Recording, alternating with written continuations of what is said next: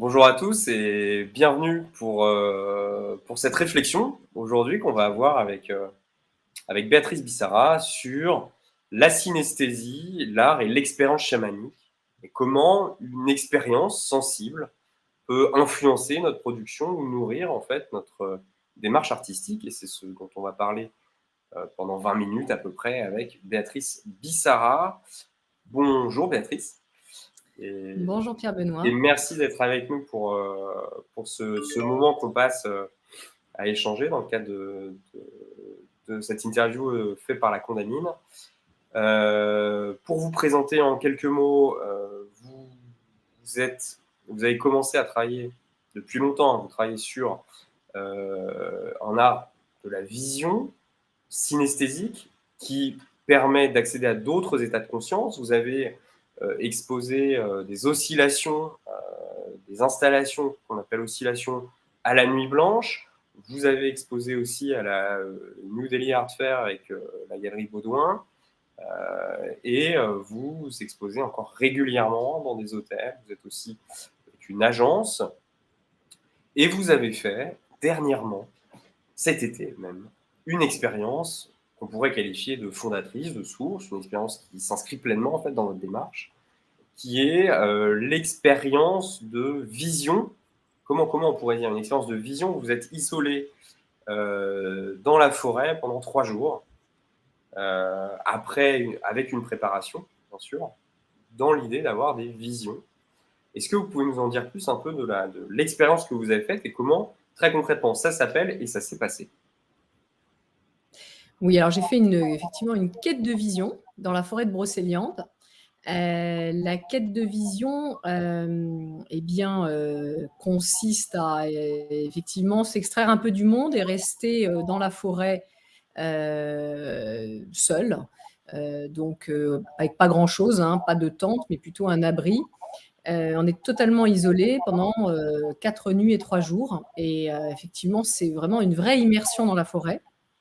C'est quelque chose d'assez unique, une expérience, vraiment très forte, qui était précédée par un rite de hutte de sudation. Donc c'est un rituel, un des plus importants rituels, Sioux, donc ça c'était accompagné avec des chamans. Donc il y a tout un rituel, qui opère, je peux vous le raconter. Et en fait, l'idée, c'est surtout de se reconnecter à son intuition profonde et effectivement d'aller au-delà du mental pour aller, effectivement, peut-être éveiller, cette possibilité de vision. Parce qu'on n'est pas sûr d'en avoir, hein.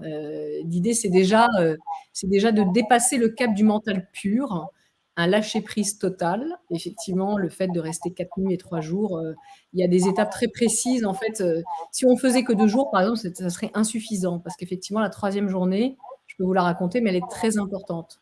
Voilà. D'accord. Donc, ce que je comprends, c'est que il y a une mise en condition presque, en fait. Ouais. Donc, on passe par une hutte de sudation, donc ce rite amérindien, Mmh. Su Lakota, donc une tradition chamanique hein, qu'on retrouve Mmh. du Groenland jusqu'à la Sibérie hein, et évidemment la culture amérindienne. Et donc ça nous met dans des dispositions. Et puis après, plus le temps passe, plus on va passer des étapes. Alors, qui dépendent. Est-ce que ça dépend de chacun de nous? Est-ce que vous avez Oui. vu une transition à un moment? Est-ce que vous avez accédé finalement à une vision ou un état, ce que vous dites, hein, un état modifié de conscience, puisqu'on vous parlait de mental ou de lâcher prise, c'est de passer à un état différent, autre. Et qu'est-ce qui se passe en fait? Ça, c'est vrai que c'est quelque chose Mmh. d'assez fascinant. Qu'est-ce qui s'est passé justement? Vous parlez du 3e jour Mmh. ou de la 3e nuit, je ne sais pas. Qu'est-ce qui s'est passé en fait à ce moment-là? Bah, déjà, pour parler de la hutte de sudation qui précède le début de la quête de vision, on est déjà dans un passage, de changement d'état de conscience parce que tout est fait pour. Bon, d'abord, le rituel, il est très beau. On construit, une hutte avec, des noisetiers, des saules qu'on va chercher dans la forêt nous-mêmes, qu'on attache d'une certaine manière. Donc, bon, ça prend quand même tout l'après-midi déjà de construire une grande hutte, accompagnée des chamans. Il y a ensuite toute une allée qui conduit au feu, un espèce de feu sacré. Il va y avoir le gardien du feu, dans lesquels vont, chauffer pendant, 1 heure et demie environ, des pierres qu'on a aussi été chercher, à droite et à gauche. qui seront les grands-pères et qui vont être amenés les unes après les autres dans la hutte. Il y a le soleil, c'est le feu, il y a la terre-mère, le ventre de la terre, c'est la hutte, et il y a à côté aussi la lune. Donc il y a évidemment tous les éléments sont là, enfin c'est très cosmique. Et une fois qu'on est dans la hutte, dans le noir complet, puisque la hutte est recouverte de suffisamment de couverture pour qu'il n'y ait plus un brin de lumière, on est dans un rituel avec aussi des tambours chamaniques, la voix, enfin tout un mouvement, ces pierres qui arrivent, qu'on nomme. Enfin bon, c'est extrêmement fort. Bon, donc déjà là, on est quand même transporté quelque part. Et ensuite, on a chacun, parce qu'on était 4 à le faire, mais on était à chacun à des coins différents de la forêt. On rejoint l'endroit qu'on a choisi. On est totalement seul. Donc, il faut déjà affronter aussi la nuit, la solitude, la forêt, les bruits de la forêt. Enfin, bon, quand on n'a pas l'habitude, il faut quand même accepter tout ça parce que c'est nouveau et c'est pas forcément très rassurant en fait. Donc la première nuit était plutôt calme. Ensuite, la première journée assez pluvieuse. Donc bon, là on est vraiment, on ne bouge pas, hein, sachant aussi qu'on ne bouge pas. On est dans un cercle qu'on s'est construit. Et en fait, voilà, on ne sort pas de ce cercle pendant ces 4 nuits et 3 jours. Bon, la première journée s'est passée, c'était la première, donc peut-être la plus facile. La deuxième nuit était assez mouvementée pour moi parce que j'ai vraiment eu un animal qui a rôdé autour, qui m'a fait très peur. Et vraiment, j'ai cru que j'allais me faire manger par une bête. Alors même si normalement, il n'y a pas d'animaux qui mangent les humains, mais on finit par... voilà, on est seul avec sa tête et on finit par se dire, bon, il va finir par me sauter dessus. On n'est quand même pas protégé puisqu'on n'est même pas dans une tente. Donc c'était quand même un peu spécial et ça remet en cause beaucoup de choses, en fait, notre vulnérabilité. Voilà, quand on est vraiment face à la nature, il y a quand même quelque chose d'assez incroyable. Nous, on vit dans des appartements, on est dans un lit, on ne se pose pas la question, on est content de retrouver son lit. Là, la nuit qui passe, sincèrement, on attend le jour avec impatience. On dort pas beaucoup. Moi, j'ai pas énormément dormi. La deuxième journée était la plus dure mentalement parce qu'en fait, là, on est confronté à tous ces questionnements. Et puis, Dieu sait que nous, en Occident humain, on fait travailler notre mental en permanence, en fait. Donc, on est tout le temps en train d'élaborer des plans, on a des pensées qui arrivent, qui fusent. Et dans une situation qui plus est comme ça, au milieu de la forêt, je dirais qu'on en a encore plus. C'est très spécial. En fait, c'est une lutte avec soi-même, une lutte contre soi et avec soi-même. C'est vraiment très particulier. En plus de ça, on est isolé d'un point de vue, voilà, on n'a pas de téléphone, hein, on n'a rien, on n'a personne avec qui échanger. Donc oui, c'est très intéressant, quelque part, une lutte avec notre système nerveux aussi. Hein. Voilà, il y a une confrontation à notre capacité de résistance et capacité à supporter en fait, voilà, la situation. Ensuite, la nuit qui a suivi était très particulière parce que ça a été une véritable tempête. Et là, j'avoue qu'une tempête comme on ne pouvait pas imaginer qu'on en aurait. Et en plus, ça, c'était dangereux. Enfin, ça, on se l'est dit après. Effectivement, normalement, il aurait fallu en fait quitter la forêt parce que on ne peut pas rester dans une forêt quand il y a une tempête comme ça. Il y avait un vent extrêmement violent et toute la nuit, la tempête. Donc, bon, en plus, au matin, j'étais trempée. En plus de la peur et de tout ce que ça peut provoquer d'être dans des éléments qui se déchaînent. Et là, c'est aussi très intéressant parce qu'on est confronté à l'expérience de soi quand on est, oui, quand on est soi-même un peu pris dans des remous de l'âme. Je dirais que là, les remous de la nature ou des éléments, c'est intéressant, c'est un bon parallèle en fait. Voilà, ça interroge beaucoup.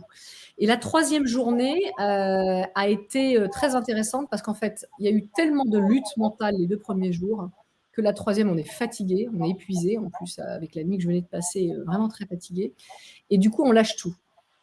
Il y a un lâcher prise et c'est vrai que la vision, elle peut s'épanouir beaucoup plus et encore plus quand on a un vrai lâcher prise du mental. C'est bien ce qu'on n'arrive pas souvent à faire en Occident. Et là, ça se fait assez naturellement. Et effectivement, non pas que j'avais pas eu plein de choses avant, vraiment très intéressantes, mais effectivement, la 3e journée, elle a été propice à ça, à beaucoup de visions et beaucoup de flashs, beaucoup de choses qui apparaissaient, vraiment. On voit autrement. C'est très intéressant et c'est d'autant plus intéressant que je me suis promenée dans les jours qui ont suivi après avoir terminé cette Mmh. expérience. Je me suis repromenée dans la forêt et je cherchais parce que j'avais pas d'appareil photo pendant ces 3 jours et vraiment j'ai regretté. Bon, c'était pas non plus forcément l'esprit, mais bon, en tant qu'artiste, bah, j'ai envie de capter effectivement Mmh. des sons, de capter des images et bah, je n'ai pas retrouvé mes visions. En fait, D'accord. la forêt, je l'ai vue autrement. C'était encore autre chose parce que j'étais redevenue un promeneur, et donc tout était différent. Voilà. D'accord. Donc en fait, c'est intéressant de voir qu'il y a une rencontre entre, en fait, que la sensibilité que vous avez eue, qui vous a amené, qui a été, perturbée par ce nouveau contexte. Un contexte qui est fondamentalement et radicalement dépaysant, même si c'est en forêt finalement en France. Le fait de dormir dehors, d'enlever des choses qui paraissent acquises, auxquelles on ne pense plus, Mmh. donc ça va changer considérablement en fait votre environnement sensitif. Ouais, Ça va faire appel à des représentations, peut-être des peurs intérieures que vous allez mmh, dépasser. C'est proprement initiatique, hein, de toute façon. Et ça complètement. vous amène, si je comprends bien, si je résume, à une vision, c'est-à-dire une perception radicalement différente. Et puis après, vous Complètement. voyez que vous, bah, finalement, vous l'avez perdu puisque vous avez changé, vous êtes redevenu Mmh. promeneuse. Complètement, Et mais c'est exactement ce dont je parle dans mon travail. C'est exactement ce que je cherche à faire dans soit mon installation d'Hervé Stern-Tourneur ou Écologie de la conscience ou mes oscillations, qui sont toutes des installations synesthésiques en mouvement, son, lumière, avec une pulsation particulière, etc. L'idée est vraiment de propulser le visiteur dans un autre espace-temps, de mmh, manière à justement le détacher de son mental ou en fait, faire bugger quelque part son mental parce qu'on allume différents sens dans le cerveau et qu'à un moment donné, il ne sait plus à quoi se raccrocher et provoquer ce lâcher prise qui permet en fait à d'autres circuits neuronaux finalement de prendre le relais et qui sont plus de l'ordre de mmh, l'intuition ou voilà des capacités qu'on n'utilise pas en général. Voilà. Donc mmh, voilà, j'ai voulu faire cette expérience parce que moi, je cherche à avancer, évoluer personnellement. C'est mon chemin. C'est comme ça que j'entends la vie. Voilà, je cherche à repousser mes limites et effectivement, si j'ai des peurs, à les braver ou à me confronter à elles. Et c'est effectivement ce que je fais aussi dans mon travail artistique. Oui. mmh. Et donc ce chemin de vie qui est aussi un chemin artistique en fait, puisque là ça se Mm. relie. Est-ce qu'il y a, donc là on peut dire qu'il y a un avant-après, est-ce que ça va changer, parce que là il est encore tôt puisque l'expérience était en juillet de cette année Mm. 2021. Est-ce que ça va initier une nouvelle série d'œuvres? Qu'est-ce que ça change dans votre création? Est-ce que c'est une rupture ou c'est une continuité? Si c'est une continuité, qu'est-ce que ça apporte en plus? Quel va être l'après? Quelle est la conséquence en Mm. fait de telles expériences initiatiques justement? Mm. Bon, alors des expériences initiatiques, j'en ai eu d'autres, donc j'en suis pas à ma première. Par ailleurs, effectivement, tout ce travail autour des états de conscience, la synesthésie, je l'ai initié parce que moi-même, j'ai eu une vision, vraiment fondatrice à 26 ans et suivie de beaucoup d'expériences très particulières. Donc en fait, c'est plutôt toutes ces expériences qui me sont arrivées naturellement, qui m'ont, obligée à m'interroger sur la nature de notre conscience, la nature de, notre matérialité, voilà, et ce qu'il y avait derrière. Ce qu'il y a derrière effectivement la matérialité du monde. Donc Mmh, l'énergie ou la pure information et cetera. Après, qu'est-ce que ça change? Bah, je dirais que chaque expérience, c'est une étape de plus. Voilà, on n'est pas radicalement transformé. En fait, ce qui se passe, c'est que cela appuie ou cela confirme des choses que l'on sait, des choses que l'on a déjà vécues, mais simplement, on va encore plus loin. Voilà, c'est mmh, très intéressant parce qu'en fait, on assoit de plus en plus des évidences.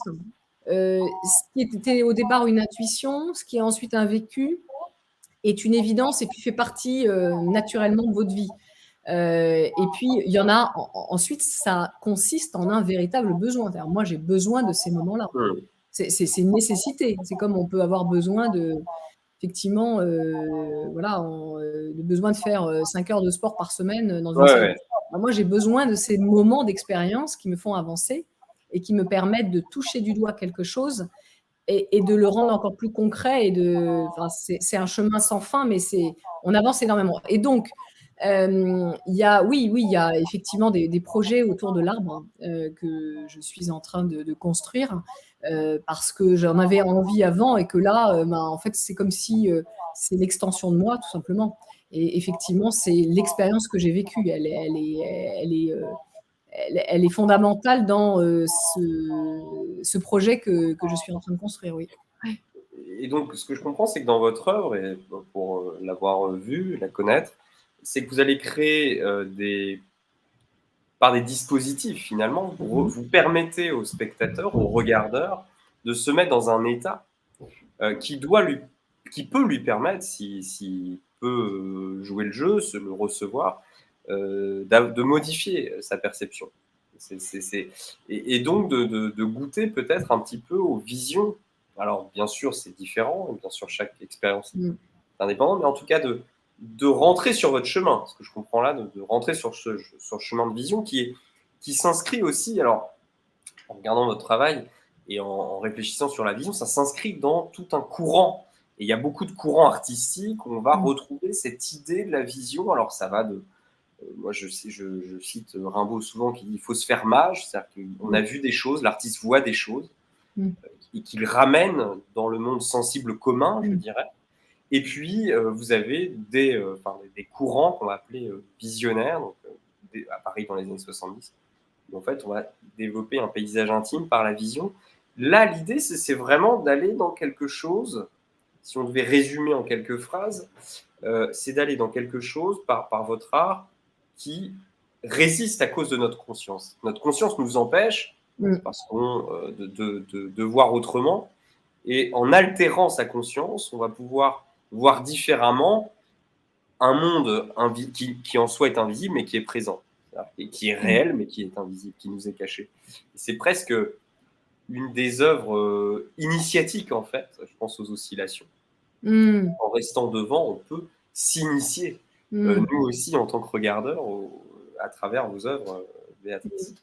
Oui, Euh, c'est vraiment l'idée parce que, en fait, j'avais vraiment envie de construire quelque chose qui puisse rendre compte des expériences que je vis. Voilà. Donc, en fait, c'est l'objet de ce travail.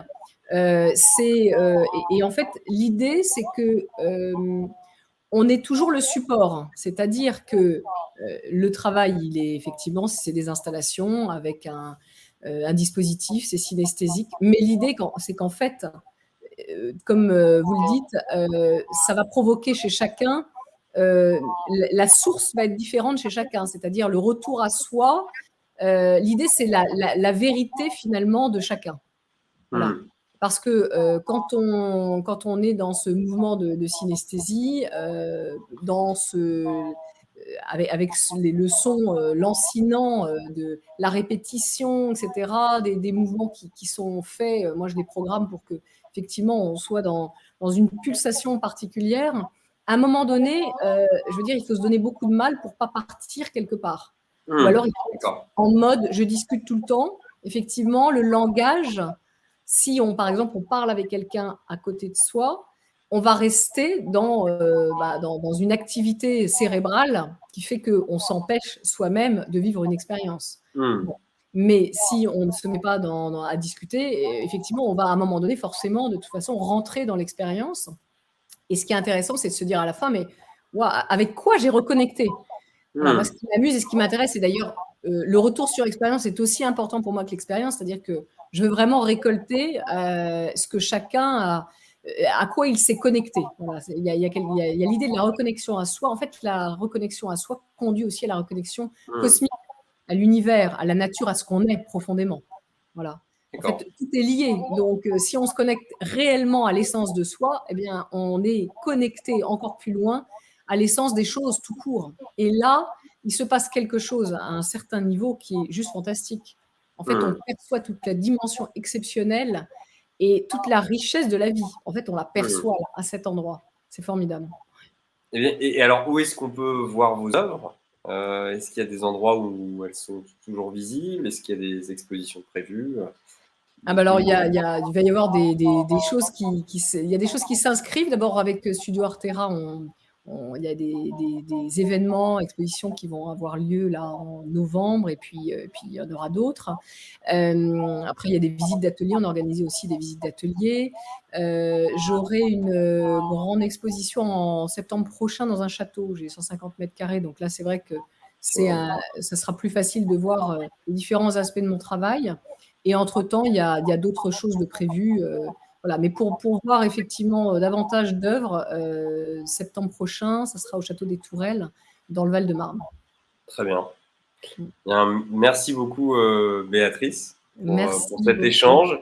Et je vous souhaite tout le meilleur. Et je vous souhaite aussi de continuer sur ce chemin et de nous ramener des visions et de nous permettre d'en faire un petit peu l'expérience. Merci Merci beaucoup, Pierre beaucoup. Benoît. Au Merci. revoir. Au revoir.